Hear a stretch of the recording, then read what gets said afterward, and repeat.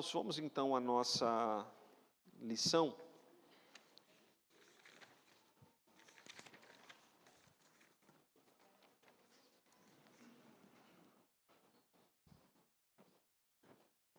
Sem a televisão vou ter que ficar olhando para trás, mas vamos lá. Eu coloquei aí no grupo, queridos irmãos, essa lição aqui é a continuação da lição da semana passada, para nós encerrarmos. Eu coloquei no grupo da igreja sobre... Vou ter que ligar aqui a internet um minutinho para poder abrir no meu celular aqui. Sobre os cânones de Dort, ok? Então nós vamos continuar aqui. O tema da nossa lição é da queda do homem, do pecado e do seu castigo. Da queda do homem, do pecado e do seu castigo. Nós vimos alguns parágrafos, né? Os parágrafos que nós já estudamos foram esses aqui. Nossos pais, seduzidos pela astúcia de Satanás, pecaram comendo do fruto proibido. Segundo Deus, né? Deus, segundo o seu sábio e santo conselho, foi servido permitir este pecado deles, havendo determinado ordená-lo para a sua própria glória. Então nós vimos aqui que os nossos pais, né? Eles caíram, mas isso estava no controle soberano de Deus. Deus permitiu essa queda, ordenando isso para a própria glória dele. O segundo parágrafo que nós vimos: por este pecado, os nossos pais, né, Adão e Eva, decaíram da sua retidão original e da comunhão com Deus. Então, nós não temos no mundo hoje seres humanos semelhantes a Adão e Eva, né, retos, como eles eram. Todos nós, todo ser humano, fora Cristo, todos os seres humanos foram manchados pelo pecado. E assim, né, por causa do pecado, se tornaram mortos espiritualmente. Amém, queridos? Então, existem 4 tipos de mortes, né? Morte física, morte espiritual, morte física e a morte eterna, né? São 3 tipos de morte. Então, os nossos pais, a primeira morte que eles sofreram foi a morte espiritual. Depois, a morte física e depois, né, a morte eterna, da qual Cristo nos livra. Mas pelo pecado eles se tornaram inteiramente corrompidos em todas as suas faculdades e partes do corpo e da alma. Então, o que a Bíblia vai mostrar? A Bíblia vai mostrar é que depois da queda não existe mais em nós pureza, e não existe pureza em nada que façamos, porque tudo que fazemos está manchado pelo pecado. Isso na teologia a gente chama de corrupção total, ou outro termo utilizado, né, depravação total. No sentido de que depravação total não significa que somos depravados em todas as nossas ações. Não, mas que o pecado se encontra em tudo aquilo que fazemos. Não somente em nós, mas também em toda a criação. Então ele fala, né? Inteiramente corrompidos em todas as faculdades e partes do corpo e da alma. Quando Deus olha para nós, Ele não vê ninguém puro em nenhum momento da nossa vida. Então, sendo nossos pais o tronco de toda a humanidade, o delito dos seus pecados foi imputado aos seus filhos. E a mesma morte em pecado, bem como a sua natureza corrompida, foram transmitidas a toda a sua posteridade, que deles procede por geração ordinária. Com isso, os teólogos de Westminster querem dizer o seguinte: nossos primeiros pais são o tronco, e tudo que procede do tronco, né, é igual a ele. Então, assim como Adão e Eva se tornaram corrompidos, todos os seres humanos se tornaram também corrompidos. Então, os nossos filhos, eles já nascem corrompidos pelo pecado. Na verdade, a Bíblia vai mostrar que eles são concebidos em pecado. Isso aí não tem nada a ver com a forma de concepção, né? Vamos dizer assim, com o ato sexual na concepção. Porque isso não é pecado. O problema é que Deus imputa o pecado dos nossos pais a nós. É por isso que nós temos agora um segundo Adão, que é Cristo. Todos aqueles que estão em Cristo, Deus imputa a justiça de Cristo àqueles que estão nele, né? Ou aqueles que estão em Cristo. Então nós estudamos até aqui. Nós já vamos passar para o próximo slide. Mas antes de passar, eu coloquei no grupo aí os cânones de Dort. Os irmãos podem ver em casa. Os cânones de Dort, eles são conhecidos também como os 5 pontos do calvinismo, embora não foi Calvino, né, que escreveu os cânones de Dort. Calvino morreu em 1564 e os cânones de Dort foram escritos em 1618, ou seja, 54 anos depois.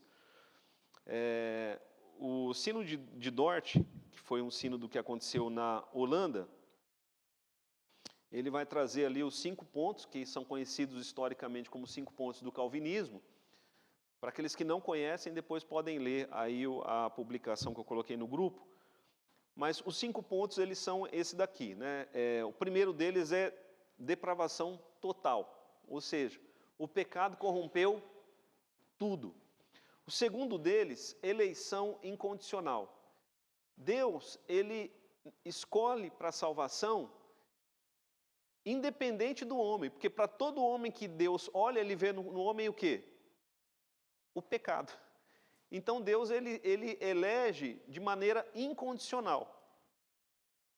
Tudo que nós conhecemos nessa vida é o quê? Condicional, não é? Se você me amar, eu te amo. Mas Deus, ele nos ama de maneira incondicional, porque para todo ser humano que ele olha, ele vê um ser humano caído, corrompido pelo pecado. Então Cristo fez a expiação limitada, ele diz isso na hora da Santa Ceia. A graça irresistível é um outro ponto e a perseverança dos santos é outro ponto, né? Graça irresistível significa que quando Deus chama alguém para a salvação, não há como resistir ao chamado de Deus. Na Bíblia, ninguém jamais resiste efetivamente ao chamado de Deus. E perseverança dos santos mostra que aqueles a quem Deus chama, Deus vai fazer com que eles, Deus mesmo vai fazer com que eles perseverem no caminho. Mas eu quero ler um ponto aqui que tem a ver com a nossa lição. O cânone de Dort vai dizer o seguinte, no seu primeiro parágrafo: todos os homens pecaram em Adão. Olha só que interessante. A Bíblia vai mostrar que quando Adão pecou, nós pecamos junto com ele. Por quê? Porque ele era o nosso representante. Embora eu e você não estivéssemos lá no Éden, nós não estávamos lá, mas nós pecamos juntamente com ele. Por outro lado, a Bíblia vai dizer que aqueles que estão em Cristo, quando Cristo morre na cruz, nós morremos com ele. Quando Cristo ressuscita dos mortos, nós ressuscitamos com ele. Os irmãos estão compreendendo? Porque Cristo, ele é o nosso segundo Adão, o nosso novo representante. Mas pensando em Adão, né? Todos os homens pecaram em Adão. Estão debaixo da maldição de Deus e são condenados à morte eterna. Sem Cristo, todos os homens estão condenados à morte eterna. Por isso, Deus não teria feito injustiça a ninguém, se ele tivesse resolvido deixar toda a raça humana no pecado e sob a maldição e condená-la por causa do seu pecado, de acordo com estas palavras do apóstolo, para que se cale toda a boca e todo mundo seja culpável perante Deus. Obrigado, Eliana. Pois todos pecaram e carecem da glória de Deus, e o salário do pecado é a morte. Mas nisto se manifestou o amor de Deus em nós, em haver Deus enviado seu Filho unigênito ao mundo, para que todo aquele que nele crê não pereça, mas tenha vida eterna. Então Deus, quando ele enviou seu Filho ao mundo, ele não enviou seu Filho ao mundo para morrer por justos, mas para morrer por pecadores. Deixa eu achar aqui um outro parágrafo que eu quero ler. Estou lendo só partes, né?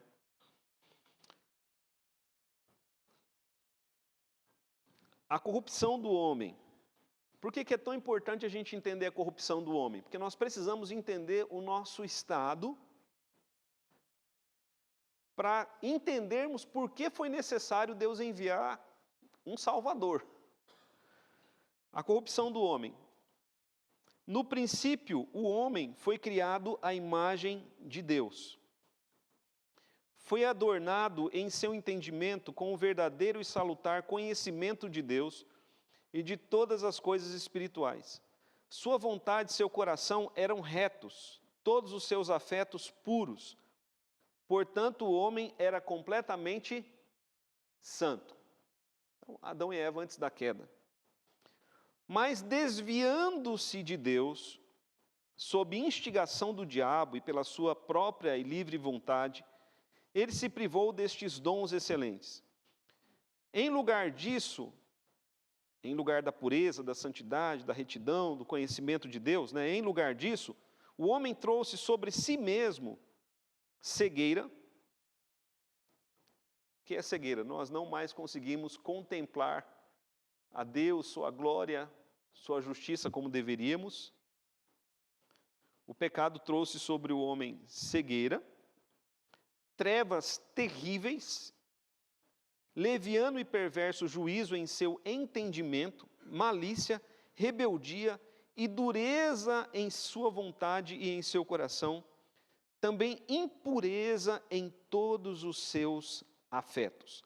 Depois da queda, o homem corrompido gerou filhos corrompidos. Então, isso aqui é uma parte dos cânones de Dort, né? Ali o primeiro parágrafo do capítulo 1 e o primeiro parágrafo do capítulo 3. Então a Bíblia vai mostrar que essa é a nossa condição depois da queda. Essa é a nossa condição depois da queda, né? Vamos lá. Essa é a nossa história. E essa, meus irmãos, é a principal temática bíblica, porque quando nós olhamos para as Escrituras, há uma temática nas Escrituras.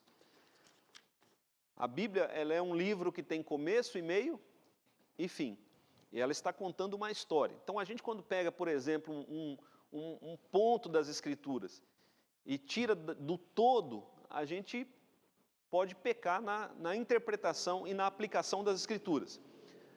Porque a Bíblia ela vai falar sobre criação, queda, redenção e consumação, né? Então, Deus criou todas as coisas, nós caímos, Ele enviou um Salvador, que fez uma obra consumada, nós aguardamos a plena consumação de todas as coisas, né? Salvação de todo o povo de Deus e consumação de todas as coisas. Então, é disso que a Bíblia trata. A Bíblia vai tratar de como nós caímos, qual é o nosso estado agora e por que Deus enviou um Salvador e o que Ele tem para frente, daqui para frente, para nós, né? O que nos aguarda no futuro. Amém, igreja? Então, é interessante que muitas pessoas, elas não enxergam a Bíblia assim. Leem a Bíblia como retalhos de histórias. E a Bíblia não é isso. A Bíblia trata especificamente do nosso pecado. E o pecado é algo muito grave. Tão grave que, quando Deus ordenou os sacrifícios, lá no Antigo Testamento, era no mínimo 2 animais sacrificados por dia. Um pela manhã e o outro pela tarde. Então imagina que o sangue derramado era muito grande por causa do pecado.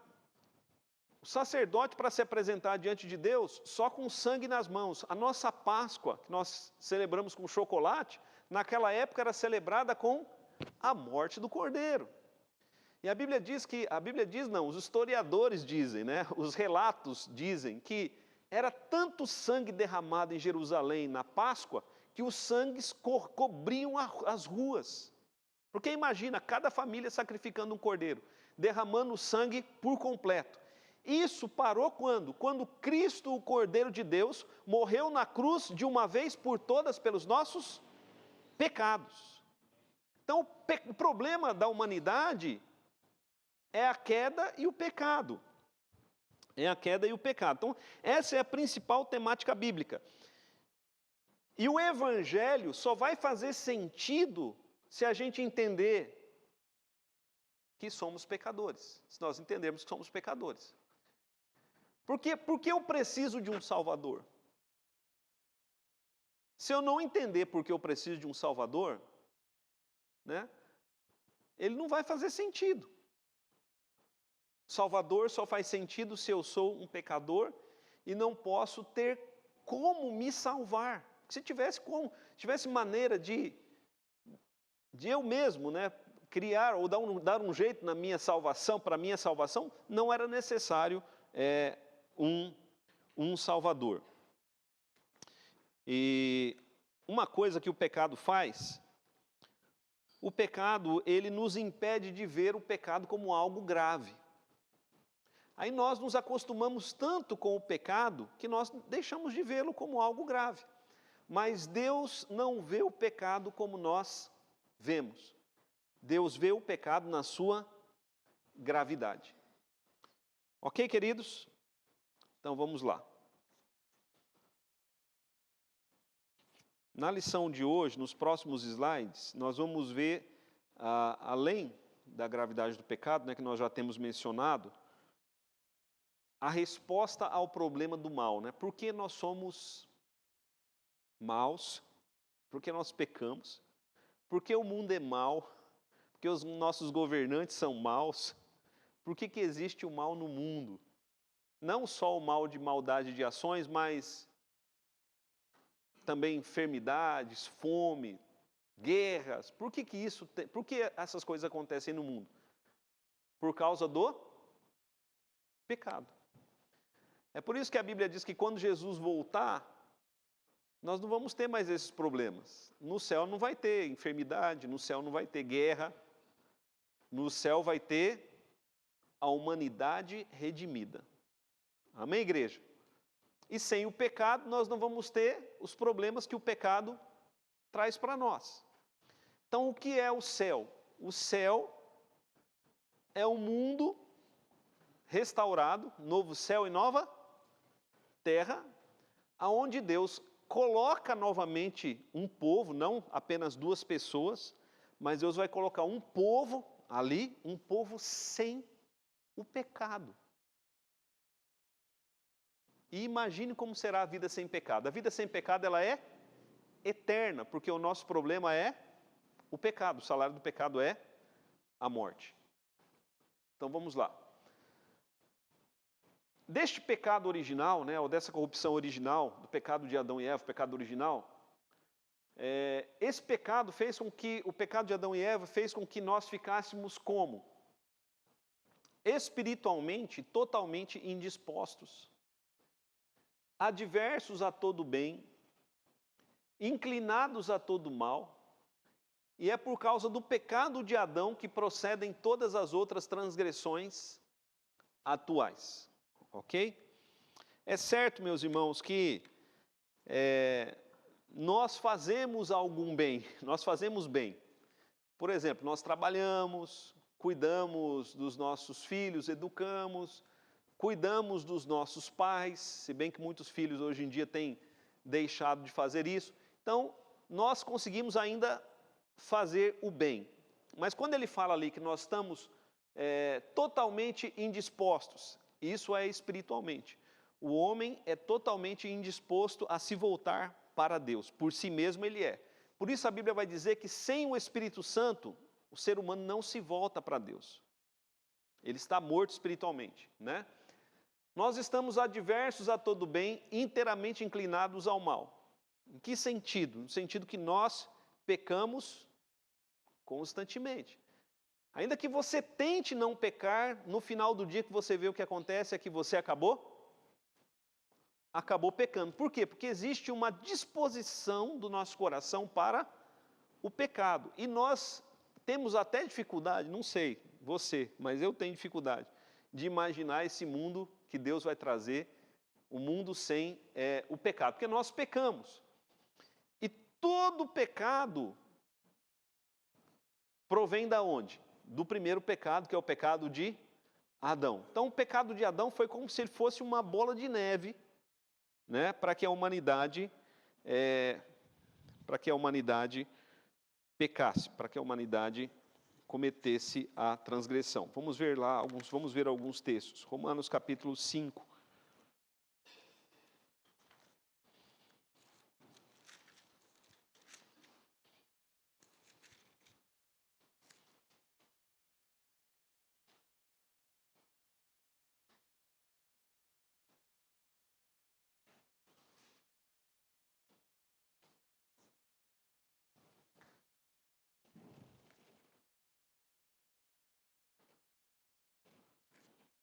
Romanos capítulo de número 5, verso de número 6, vai dizer o seguinte: porque Cristo, quando ainda éramos fracos, morreu a seu tempo pelos ímpios. Dificilmente, verso 7, alguém morreria por um justo. Poderá ser que pelo bom alguém se anime a morrer, mas Deus prova o seu próprio amor para conosco pelo fato de ter Cristo morrido por nós, sendo nós ainda pecadores. Então ele vai usar aqui algumas palavras, né? Ele vai dizer que nós éramos fracos, né? Ele vai dizer que nós éramos ímpios e vai dizer que nós éramos pecadores. Então Cristo, ele morre por esse tipo de humanidade. Ele morre para nos resgatar do pecado, porque a nossa condição ou a condição de qualquer ser humano sem Jesus é essa: fraqueza espiritual, ímpio, né? O que é ímpio? Ímpio é aquela pessoa que conhece a lei, mas ela transgride a lei. E o pecador é aquele que transgride a lei, independente dele conhecer, independentemente dele saber ou não a lei, ele transgride a lei. Romanos capítulo 7, versículo 18.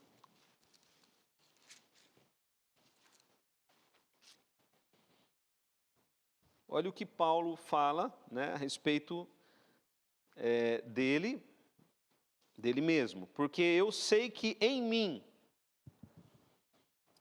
isto é, na minha carne, não habita bem nenhum. Né? Pois o querer o bem está em mim, não porém o efetuá-lo. Então, quando Paulo fala isso aqui, é claro que Paulo está falando da sua natureza carnal, né? A natureza do homem sem Cristo. Paulo olha, eu de mim mesmo, ou seja, sem Cristo, essa é a minha condição. Essa é a minha condição, né, sem Cristo. Na minha carne, ou seja, na minha humanidade, na minha natureza, não habita bem nenhum. Bem nenhum. Mas será que não habita bem nenhum em nós? É claro que, né, nós, como eu falei, nós até podemos fazer o bem, mas todo o bem que fazemos, ele está manchado pelo pecado. Então Deus não é obrigado a aceitar. E Ele não aceita. Porque Deus só aceita aquilo que é puro e reto, sem qualquer mancha. E tudo que nós fazemos está manchado pelo pecado. João Calvino dizia: até na minha oração mais sincera, eu vejo ali pontas de pecado. E faça um exercício, vê se na sua oração você não peca. A gente peca no culto. Nós estamos adorando, de repente, o irmão faz um barulho, a gente reclama, a gente já peca contra o irmão, a gente olha aquela pessoa está na igreja hoje, né? Já vi gente chegar e ir embora porque encontrou outra aqui pessoa, não se alegra com o pecador. O ar-condicionado está muito frio ou está muito quente, né? Os irmãos estão entendendo? A nossa natureza, ela é manchada pelo pecado desta forma. Colossenses capítulo 1.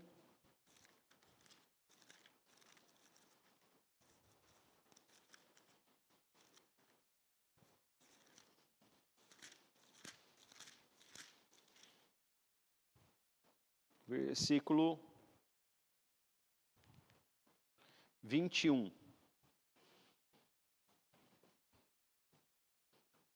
Olha o estado do homem sem Cristo. E a vós outros, Colossenses capítulo 1, versículo 21. E a vós outros também que outrora, né? Outrora ele quer dizer que antes de Cristo, éreis estranhos e inimigos no entendimento pelas vossas obras malignas. Olha só o que ele diz, meus irmãos, que o homem sem Cristo, ele é estranho. Ele é estranho por quê? Não faz parte da família de Deus. Ele é até mesmo inimigo de Deus, por causa dos seus pecados, né? Obras malignas. Por que Paulo fala de obras malignas? Lembra quando eu falei que nosso coração, a gente leu lá Jeremias, né? O nosso coração ele é desesperadamente corrupto, né? Ele nos engana. E a gente acha que o pecado não é tão grave. O pecado não é tão grave, mas o pecado, aos olhos de Deus, ele é abominável, ainda que não seja aos nossos olhos tão abominável. O apóstolo Paulo vai dizer lá em Efésios que o diabo, ele dirige a mente e o coração do homem sem Cristo, fazendo que o homem sem Cristo caminhe conforme as bases, os rudimentos desse mundo. E o diabo faz com que o homem então seja inimigo de Deus. O homem não sabe disso. Nós sabemos porque a palavra de Deus mostra. Mas o homem sem Cristo não sabe disso, mas ele está na mira da ira de Deus. Sem Cristo, o homem está na mira da ira de Deus. Gênesis capítulo 6, verso 5. Se alguém achar, pode ler, mas lê bem alto.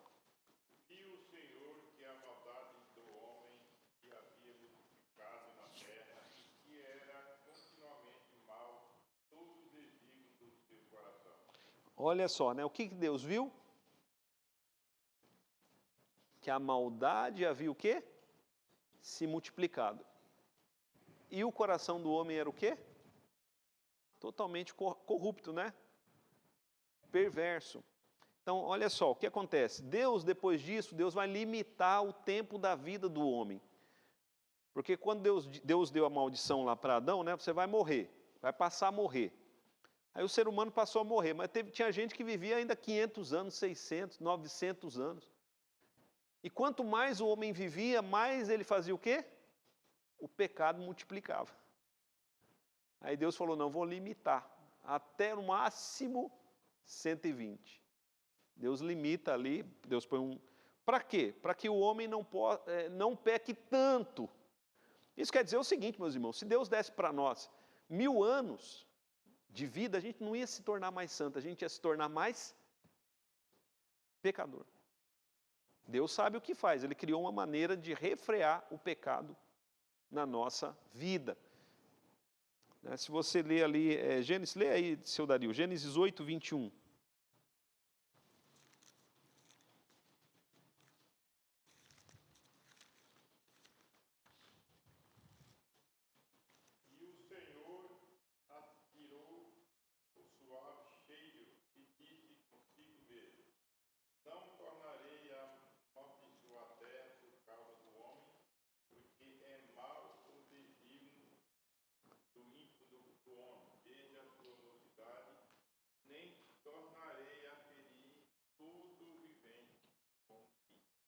Deus está dizendo aí que ele tomou uma decisão, depois do dilúvio, a decisão de não mais destruir a terra com água.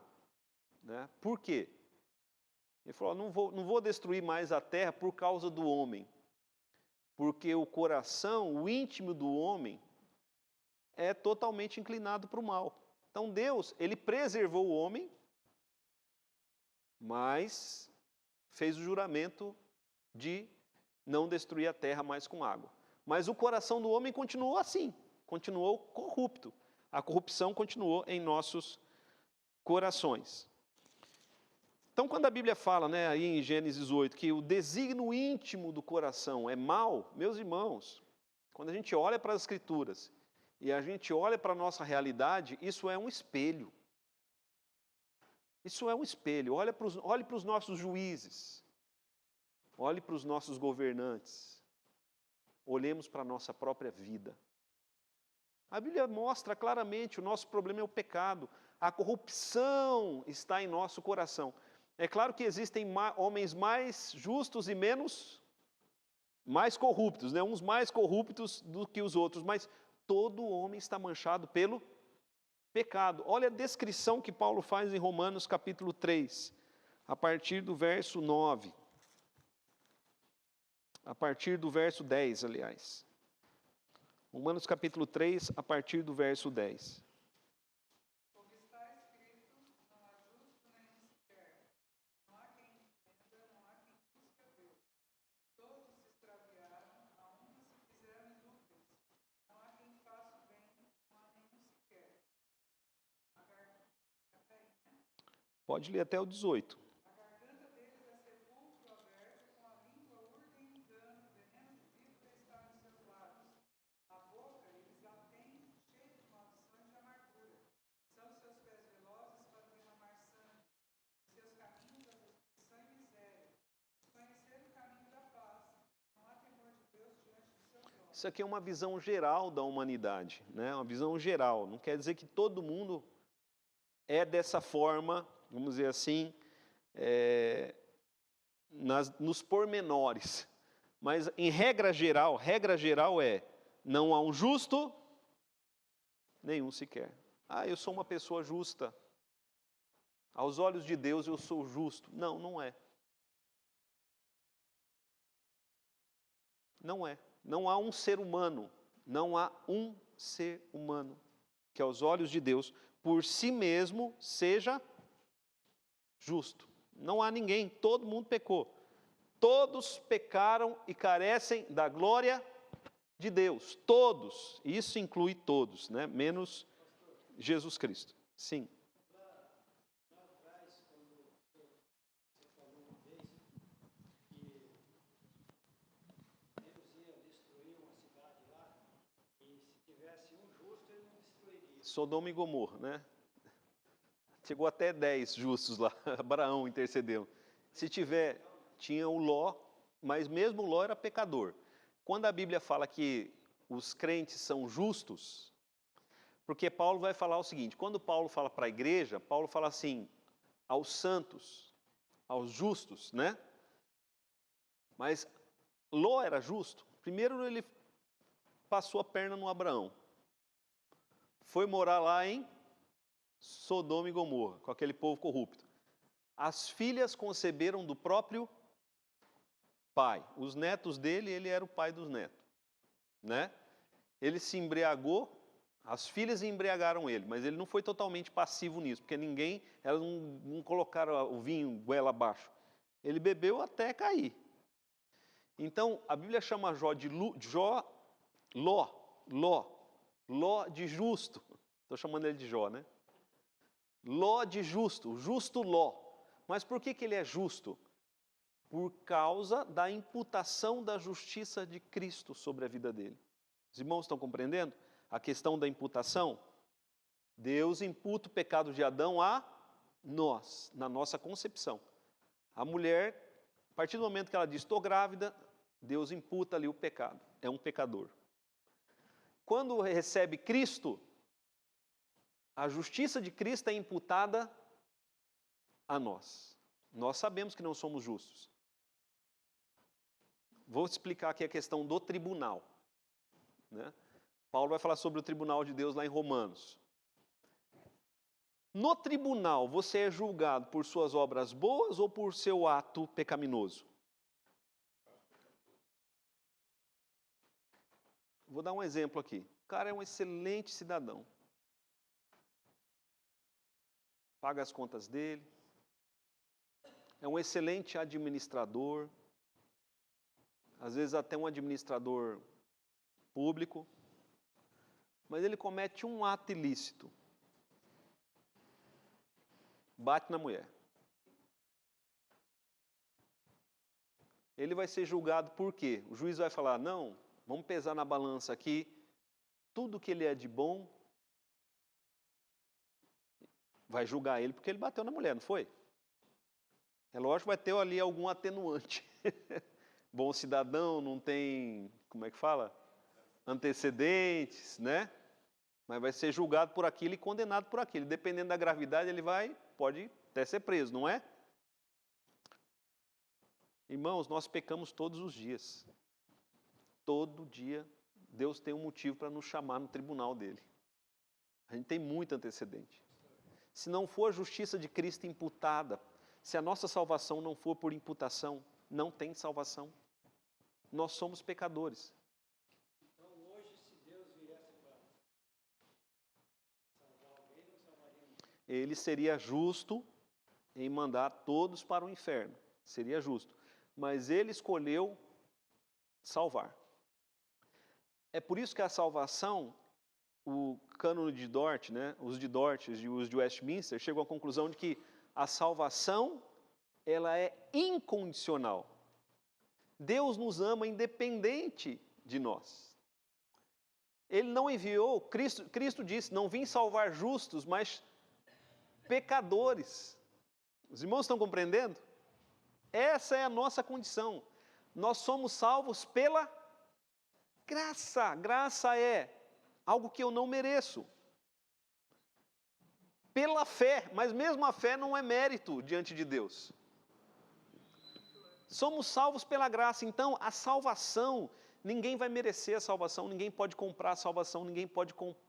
A salvação eu só tenho que louvar a Deus porque eu fui salvo. Só isso. Agora, o salvo, ele também é transformado. Isso aí a gente vai ver mais adiante.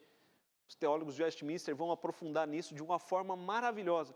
Os irmãos vão ver como maravilhosamente Deus nos salvou. Agora nós estamos vendo a nossa condição.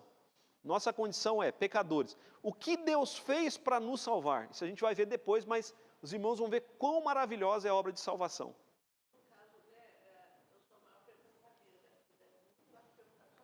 Pode perguntar, se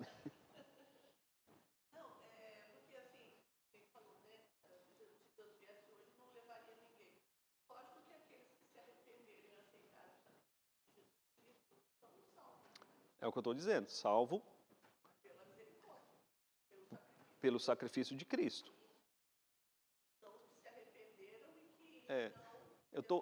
Isso. Eu estou falando na palavra imputação, né? Talvez alguns não entendam o significado. O que é imputar? Imputar é atribuir. É atribuir. Então Deus, ele atribui pecado a nós, mesmo antes da gente pecar, pelo pecado de Adão. O pecado de Adão é atribuído a nós. Você é filho de Adão, então você está ligado a ele. Entendeu? Agora, quem está em Cristo, a justiça de Cristo é atribuída a ele. Então o Sebastião é um homem justo, não porque ele nunca pecou, mas porque Deus atribui a justiça de Cristo a... Isso é livre graça. Meus irmãos, a salvação é algo tão simples. Deus nos salva assim, dessa forma. Às vezes a gente quer, não, eu vou fazer por... Não, você jamais vai merecer sua salvação. Cristo a mereceu por você. A nossa condição é essa, totalmente corrompidos em todas as faculdades do corpo e da alma. A palavra de Deus está constantemente falando para escolher a vida, em vez de deixar a morte para Sim. E o povo lá no Velho Testamento fala claro. Fala claro. Põe a terra e o céu como testemunho que a pessoa está escolhendo. Mas só eram capazes de escolher no final, né? O pecado. Oi?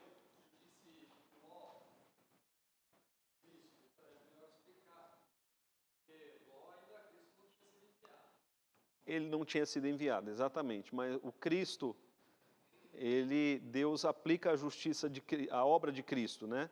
Aos santos do Antigo Testamento e aos santos do Novo Testamento. Os santos do Antigo Testamento, toda vez que eles sacrificavam ali um cordeiro, eles estavam aludindo a Cristo. O que é o cordeiro? O cordeiro era simples.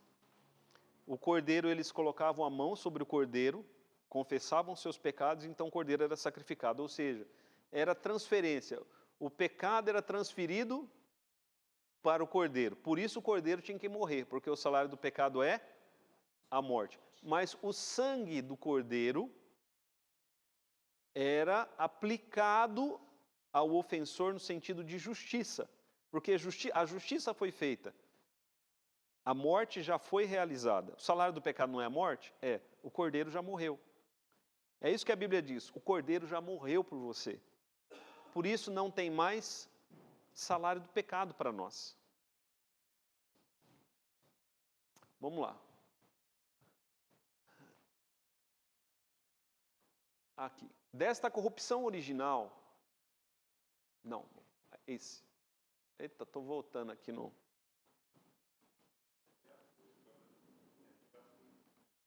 Aqui. Vamos entender agora, uma vez em Cristo, esse parágrafo vai dizer o seguinte: uma vez em Cristo, como fica a minha situação? Porque sem Cristo, o homem está perdido, né? Mas uma vez que eu estou em Cristo, como fica a minha situação? A natureza corrupta, ela persiste durante toda a vida, mesmo naqueles que estão em Cristo. Então vamos lá, agora você tem a pessoa que quando a pessoa recebe Cristo, ela tem duas, vamos dizer assim, duas coisas nela. Tem o pecado dentro dela e também tem o Espírito Santo dentro dela. Sem Cristo só tem o pecado. Com Cristo, agora você tem o pecado e também tem o Espírito Santo, né? Você já foi perdoado por Cristo. Cristo, ele mortifica em nós o nosso pecado. Contudo, nós ainda pecamos. É isso que esse parágrafo quer dizer. Porque tem algumas pessoas que vão dizer o seguinte: eu não peco mais. Agora que eu tenho Jesus, eu não peco mais. Eu já ouvi gente dizer isso, né? Irmãos, mesmo com Cristo, nós ainda continuamos pecadores. Vamos abrir a Bíblia em Romanos capítulo 7.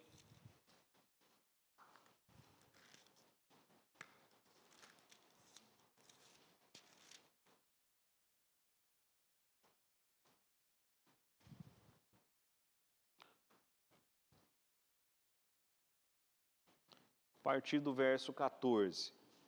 Então, antes de eu ler o texto aqui, tem uma expressão, estou ouvindo um sinal lá do fundo. É que tem muita coisa para falar, vou ter que resumir.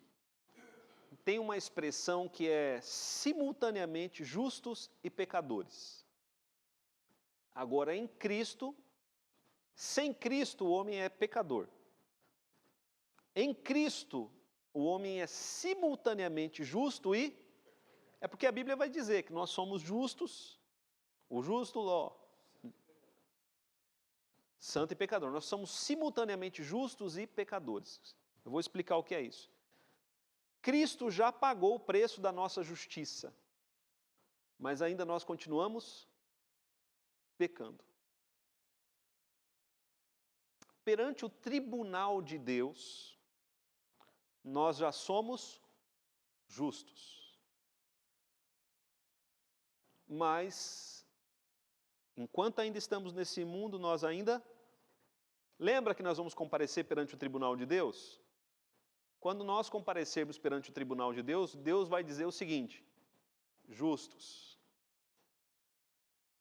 Mas por quê? Eu nunca fiz nada de errado, Senhor?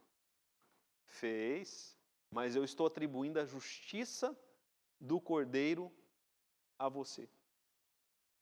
Perante o tribunal de Deus, nós já somos justos, justificados.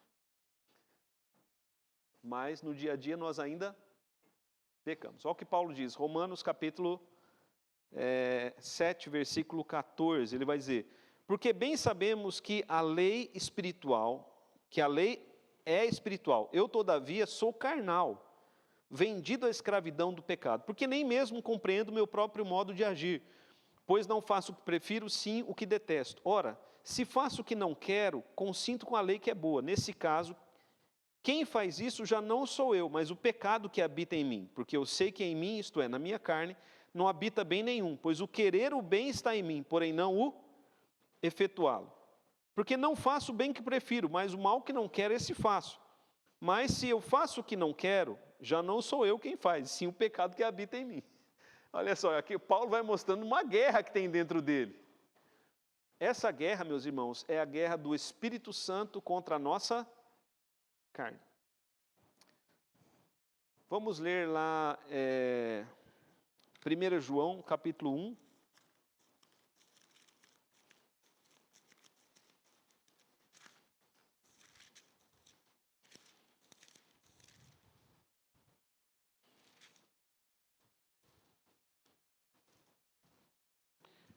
Versículo 8. João, é claro, está escrevendo para crentes. A Bíblia foi escrita para crentes. 1 João, primeira epístola de João, capítulo 1, primeira epístola lá perto do Apocalipse, tá? Não o Evangelho. Primeira epístola de João, capítulo 1, versos 8 e 9. Se dissermos que não temos pecado nenhum, a nós mesmos nos enganamos e a verdade não está em nós. Se confessarmos os nossos pecados, Ele é fiel e justo para nos perdoar os pecados e nos purificar de toda injustiça. Se dissermos que não temos cometido pecado, fazemos de Deus um mentiroso e a sua palavra não está em... Então o texto aqui é bem claro, pecamos, temos que pedir perdão pelos nossos pecados e faremos isso até a volta de Cristo. Gálatas capítulo 5.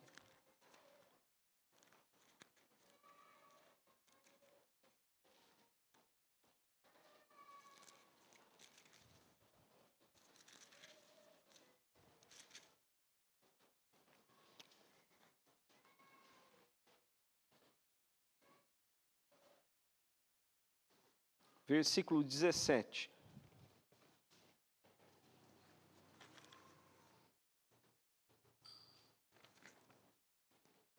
Gálatas capítulo 5, versículo 17 vai dizer o seguinte: porque a carne milita, né? A palavra que aparece aí como milita é guerreia. Porque a carne guerreia contra o Espírito, e o Espírito aí está a letra maiúscula, os irmãos repararam? Porque a carne guerreia contra o Espírito e o Espírito contra a carne, porque são opostos entre si, para que não façais o que porventura seja do vosso querer. Então há uma guerra, né, dentro do cristão, uma guerra ali, né? Porque o que é o nosso querer? Nós queremos pecar, mas ele diz aí, o Espírito guerreia contra a nossa carne para que não façamos o que seja do nosso querer, né, que é o pecado. Só uma questão que eu quero dizer, lembrar. Bom, se Cristo já pagou pelo meu pecado, então quando eu peco, o que acontece? Você sofre as consequências do seu pecado. Deus pode te entregar as consequências do seu pecado. Deus pode te entregar a maldição do pecado. Por isso, nós não devemos pecar. Quando vivemos em santidade, justiça e retidão, nós vivemos em paz com Deus, né? Antes de mudar para o próximo slide, que será o último, né, desse capítulo, que é um capítulo difícil para o nosso estudo, né? Uma pessoa que peca constantemente, ela Não é considerado um cristão. é mais infeliz, Com certeza. porque vai recebendo a justiça de Deus. Com certeza. Abra lá em Mateus capítulo de número 1.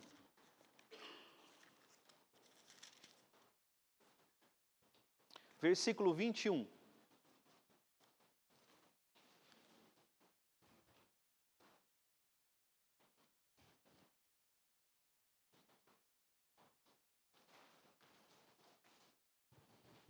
Mateus capítulo 1, versículo 21.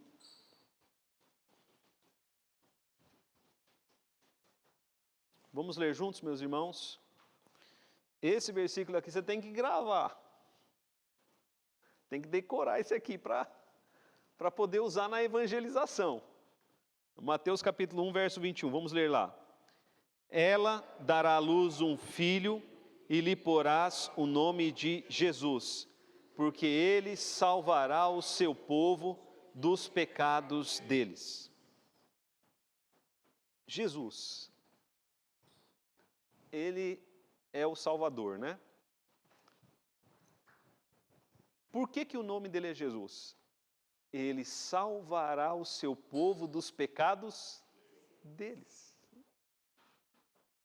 Meus irmãos, Cristo não veio resolver o problema político. Ele não veio resolver o problema das enfermidades. Cristo veio atacar a raiz. A raiz é... Porque se resolve o problema do pecado, resolve tudo. Resolve o problema político, resolve o problema da enfermidade, resolve tudo. Cristo veio atacar a raiz. Ele veio salvar o seu povo dos pecados deles, não é do pecado dos outros. Ele nos salva do nosso pecado. Cristo nos salva do pecado. Em que sentido? Já expliquei isso aqui. Ele nos salva primeiramente do poder do pecado. Da escravidão e do poder do pecado. Se o Filho vos libertar, verdadeiramente sereis livres. A libertação ali é a libertação do pecado. Cristo nos salva da culpa do pecado. Porque ele assumiu sobre si a culpa do nosso pecado. E também a condenação do pecado. Ele nos salva da condenação do pecado. Mas o mais maravilhoso, e olha aqui para mim, grave isso. Quando Cristo voltar, Ele vai nos salvar da presença do pecado. Porque agora nós somos o quê? Simultaneamente justos e... Irmãos, olha aqui para mim, deixa as crianças ali. Agora nós somos simultaneamente o quê? Justos e... Mas no céu nós seremos somente justos. Ele vai nos livrar da presença do pecado. Ele já nos livrou do poder do pecado. Você pode dizer não ao pecado, porque você tem Cristo. Ele já nos livrou da culpa e da condenação do pecado. Perante o tribunal de Deus, nós já somos declarados justos. Mas Ele vai nos livrar do tormento da presença do pecado. No céu você não vai ter problema com o pecado. Nem em você, nem no seu vizinho, nem em ninguém. Lá nós seremos completamente justos. Por fim, para encerrar.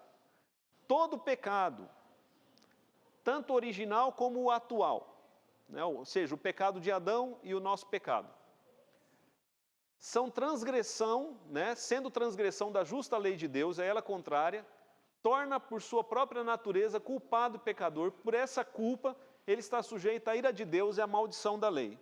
E, portanto, exposto à morte com todas as misérias espirituais, temporais e eternas. O que a confissão de fé quer dizer com isso? Não existe pecado, não existe pecado venial e pecado mortal. Sabe o que é o pecado venial? Os católicos aí, ex-católicos, né? Ninguém sabe. Vocês não eram praticantes quando vocês estavam lá, viu? Venial significa leve, pecadinho, sabe? Pessoal, vamos pular o carnaval. Depois, na quarta-feira, a gente tem as cinzas. Pecadinho leve. Os irmãos estão compreendendo? Não tem pecado, todo pecado é mortal. A Bíblia não vai dizer, lista de pecados, esse aqui você pode fazer, não tem problema. Se fizer isso aqui, a Bíblia vai dizer, todo pecado é mortal. É claro, meus irmãos, Deus faz diferença entre pecados mais graves e pecados menos graves. É diferente você brigar com seu filho de você matar ele. É igual a multa de trânsito. Mas tem leve, né? Mas todo pecado, ele é mortal. Deus pode punir com a morte, e Deus pode trazer maldições sobre o pecador. Inclusive sobre o crente. Vou dar um exemplo para vocês. Vou dar 2 aqui, poderia dar muitos. O pecado de Adão e Eva, para você parece que foi tão grave? Pegar lá da árvore, né, comer uma frutinha, comer uma fruta. Você fala assim para o seu filho, não vai comer essa fruta, hein, meu filho? Se eu falar isso para Daniel, é certeza, ele vai comer a fruta. Ele vai lá, a hora que eu virar as costas, ele vai lá, ele vai ficar tão curioso, vai dar uma mordidinha. Você vai punir seu filho com a morte, porque ele comeu uma fruta? Aos nossos olhos o pecado não parece tão grave. Mas aos olhos de Deus, é. Outro exemplo, Moisés. Moisés estava lá, Deus, no final, já chegando na terra prometida. Deus falou assim para ele, Moisés, vai até a rocha, me santifica lá. Moisés foi, deu cacetada na rocha, bravo com aquele povo, né? A ira dele não era contra Deus, era contra o povo. Agora vocês vão ver se Deus vai fazer sair água dessa rocha ou não. Pá, pá! Deus falou assim, Moisés, você não me santificou perante os pecadores. Você agiu como um pecador. Você não me santificou. Você vai morrer e não vai entrar na terra. Irmãos, nós estamos falando de Moisés. Nós estamos falando de Moisés. O homem mais manso da terra. Deus puniu ele para mostrar para nós que o pecado é algo grave. E Deus pode punir o pecador, mesmo ele sendo justificado, como era o caso de Moisés. Por isso a gente deve se livrar do pecado. Ok, meus irmãos, encerrando aqui então esse capítulo, eu sei que não é um capítulo muito agradável, porque fala de algo que nós não gostamos, né? Mas essa é a nossa realidade. Nós vamos ver nos próximos capítulos a maravilhosa obra salvífica de Deus, como Ele opera maravilhosamente, né, para nos salvar. Isso está na Confissão de Fé de Westminster. Eu coloquei os cânones de Dort aí no grupo, você pode ler depois se você quiser. Vamos orar. Senhor Deus, obrigado por esta palavra. Olhamos, ó Deus, para a realidade de que somos pecadores nessa manhã, como é difícil, Pai, para nós. E pedimos a Tua misericórdia sobre as nossas vidas. Abre, Senhor, os nossos olhos, porque o pecado fez com que deixássemos de ver. Ele nos impede de ver, Pai, aquilo que é necessário vermos. Mas pedimos a Tua graça, abre os nossos olhos para que possamos ver o tamanho da obra que o Senhor fez na cruz, nos salvando dos nossos pecados. E que como igreja possamos todos os dias Te render graça e glória pela grande salvação que o Senhor nos deu. O Senhor poderia ter nos deixado à mercê do pecado, mas não. O Senhor enviou Cristo para salvar o seu povo dos pecados deles. E nós Te louvamos porque fazemos parte desse povo. É em nome de Jesus que oramos. Amém.